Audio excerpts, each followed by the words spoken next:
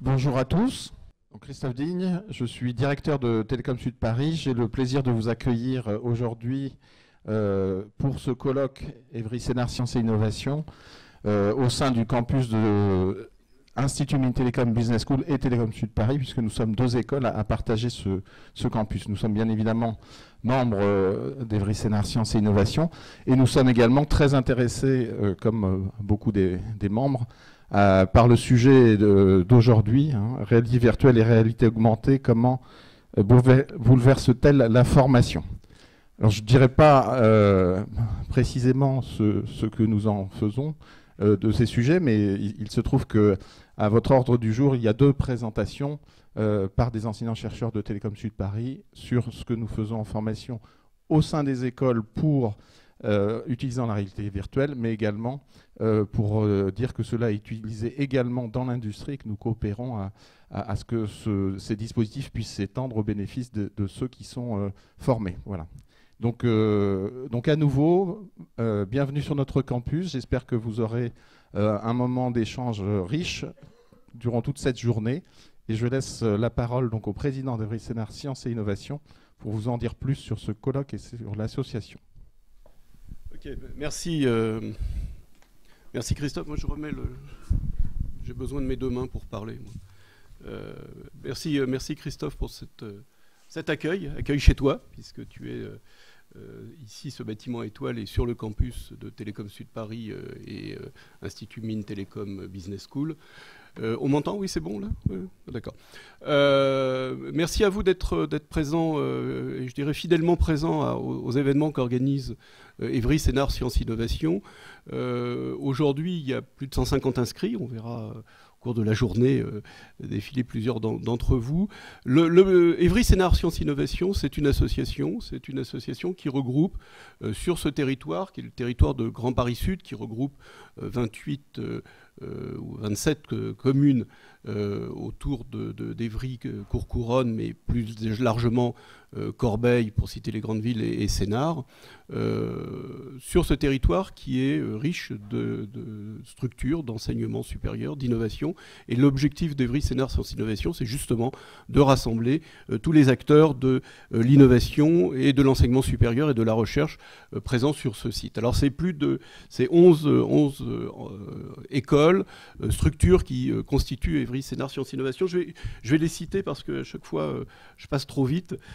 Donc il y a le centre de formation universitaire d'apprentissage Evry Val d'Essonne, qui s'appelle CFA EV.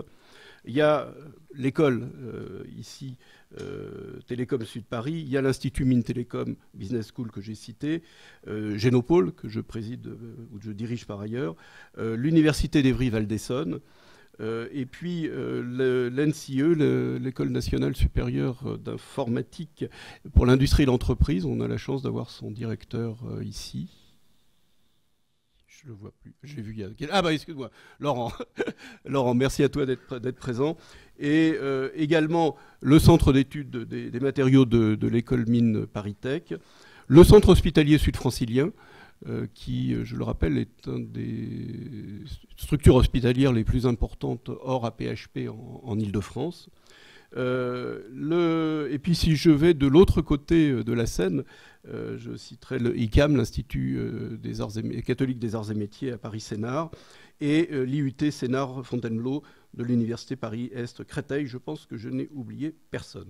Dans les structures, j'ai juste oublié, bien entendu, Grand Paris Sud, qui est cette structure qui nous a permis de créer cette association, avec un but très simple, c'est de développer l'excellence scientifique et de valoriser la force d'innovation de ce territoire, au travers de différentes actions, et notamment ces séminaires et ces colloques que nous organisons donc régulièrement. Nous en avons à peu près un par trimestre, sous la forme soit de séminaires qui durent une demi-journée sur des thématiques focalisées, et puis une fois par an ce colloque qui a pour but de rassembler et de présenter l'ensemble de ce que nous faisons dans une thématique donnée particulière. Alors, je voudrais juste saluer Isaline Augusto, qui est chargée de mission au sein d'Evry Sénar Sciences Innovation et qui est en particulier en charge de l'organisation de tous ces colloques.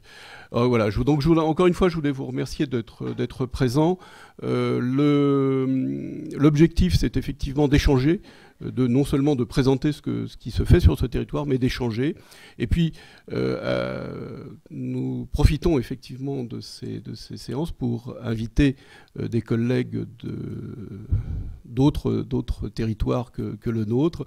Je remercie Dan Benamou, en particulier, qui va être présenté par Emmanuel Desquier, mais je voudrais le saluer, qui est PUPH à Kremlin-Bicêtre.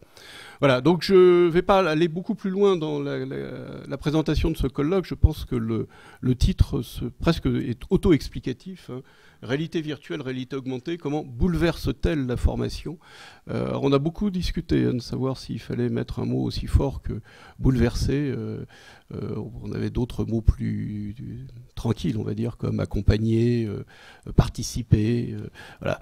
Et puis, in fine, on a quand même on a décidé de garder ce bouleverse-t-elle, parce que très sincèrement, et je pense que ce sera un des enseignements de la journée, sans vouloir donner toute l'information, mais c'est certainement un des éléments qui va changer complètement les façons d'enseigner et les façons de former dans le futur. Donc nous en aurons de nombreux exemples.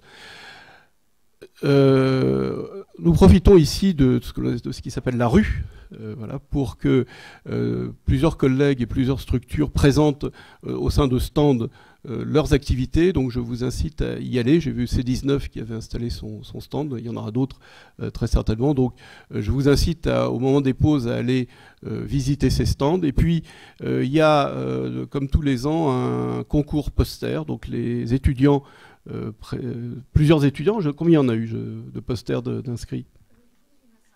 5 posters, voilà. Il y a 5 posters d'étudiants qui sont présentés. Je vous incite à aller les regarder, puis à voter pour le meilleur poster. Et le meilleur poster aura un prix qu'on lui décernera en fin de journée. Voilà. Donc je vous souhaite un très fructueux séminaire et colloque aujourd'hui.